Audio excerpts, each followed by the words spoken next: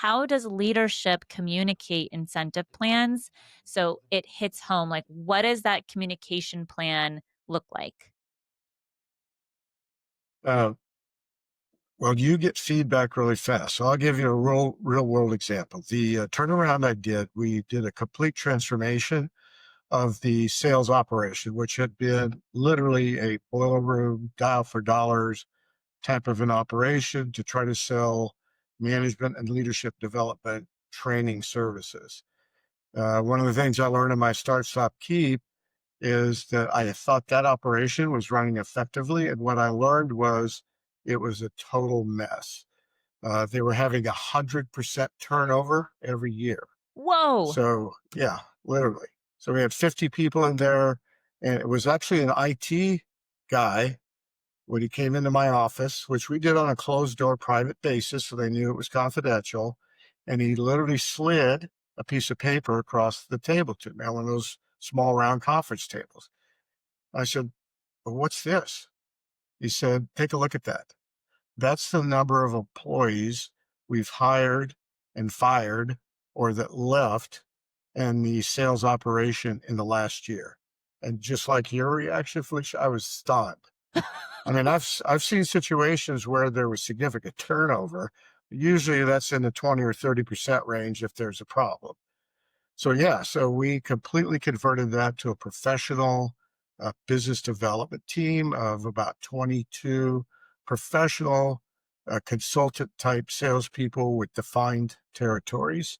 Hmm. And we had to build a new incentive plan for them. And my VP of HR and I and my VP of sales, we spent tons of time trying to construct a plan that we thought would be attractive to them and give them an opportunity to make a lot of money, especially if they really over delivered because the more we sold, the higher our margins were. And I'll be honest, it was a freaking disaster.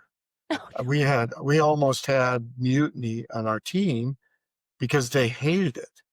And we were blown away because we were proud. We thought we'd done all this work and research. So we just said, okay, we've got to listen to this. So we just sat down with each one of those individuals one on one and said, okay, what's the problem here? What do you like? What do you not like? What do you hate? yeah. And we had to completely revamp that. And we came out with a great plan once we had been through that process. But, if we had taken the attitude of suck it up, this is what it's going to be, we'd had significant mutiny of some pretty talented individuals that we had worked really hard to recruit to bring on board to turn that part of the operation around. So yeah, That that's why your question is so complex is what might seem easy can be very difficult and you might not be able to anticipate the reaction or disincentive that the people that are on that plan might interpret. the other part about it is that incentive plans for sales teams is just it's its own ball game, you know.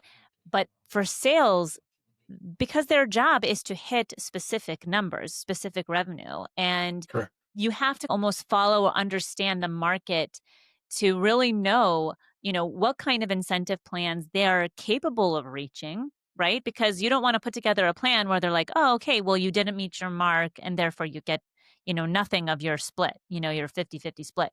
I mean, you have to make plans that you can also support them so they can achieve them. And then give them the opportunity to say, "Hey, if you go the extra mile, here's what the cost is for us, but also we understand that this is the price that we pay for you to continue and retain you and retain our business and forward."